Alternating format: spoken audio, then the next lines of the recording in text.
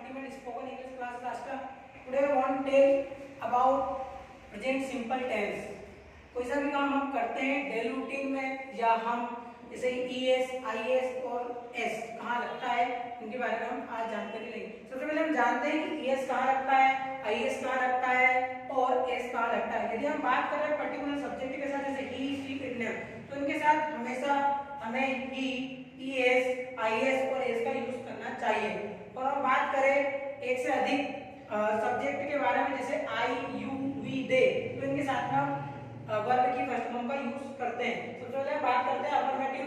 Affirmative का मतलब सकारात्मक होता है। सबसे पहले सब्जेक्ट सबका मालिक एक सब्जेक्ट सबसे पहले आता है वर्ब की first form ES, IS, S, object I है, P है। कोई सा भी काम हम करते हैं, मैं जाता हूँ, I go, मैं बोलता हूँ, I speak, मैं लिखता हूँ, I write, मैं पढ़ाता हूँ। Whatever we do in our daily routine, it is a called present simple tense. हम सुबह से लेकर जब शाम तक जो भी वर्क करते हैं ये आपका प्रेजेंट सिंपल टेंस कहलाता है। अब हम बात करते हैं यस कहाँ लगता है। यदि किसी वर्ब के अंत में ओ, एट, सी, एल, डबल एस एस आता है तो हम वहाँ पर यस का यूज करते हैं।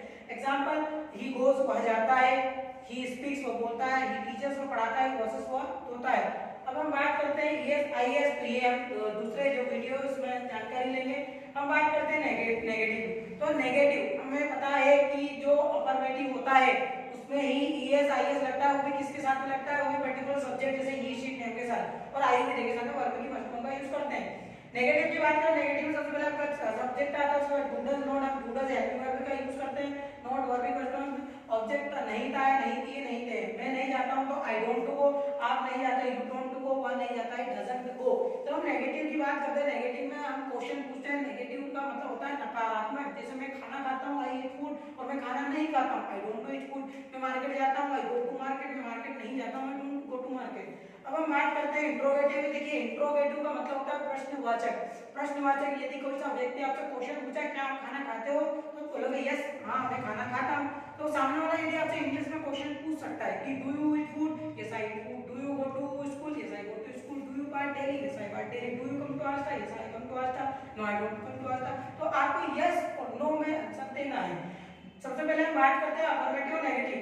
अफर्मेटिव और नेगेटिव में ही सब्जेक्ट पहले नंबर पर होता है और आपकी जो हेल्पिंग वर्ब, जो भी आप हेल्पिंग वर्ब इनको बनाना चाहते हैं, सेकंड पर होती है। तो हम बात करते हैं अभी इंट्रोगेटिव। इंट्रोगेटिव में डू डज पहले आता है, सब्जेक्ट सेकंड नंबर पर आता है, वर्ब की फर्स्ट फॉर्म तीसरे नंबर पर आती है, ऑब्जेक्ट चौथे नंबर पर आता है। उसके मतलब निकलता है क्या नहीं करता है, क्या नहीं करती, क्या नहीं करते। क्या मैं नहीं जाता हूं, सॉरी क्या मैं जाता हूं, डू आई गो, क्या हुआ जाता है, डज ही गो।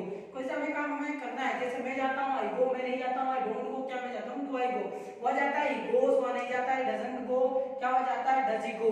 आपको नेगेटिव में डजंट गोस नहीं लगाना है क्योंकि ES और IS सिर्फ अफर्मेटिव के लिए ही यूज होता है, नेगेटिव और इंट्रोगेटिव के लिए यूज नहीं होता है। I hope whatever I told you about present simple tense, maybe you will have understood very well because these are concepts very important in our life. Whatever you want to learn, you can learn, but you have to think about yourself. What is the sequence of present simple tense when we can use these are things, and where to use ES, IS, S, and with whom we have to use ES, IS. So like this we have to see and we have to learn these are things and these are sentences so that we could speak their routine, we could speak good English in our life, and we could make our good things. That's all. Thank you very much. I'm Arthur from Ultimate Spoken Classes.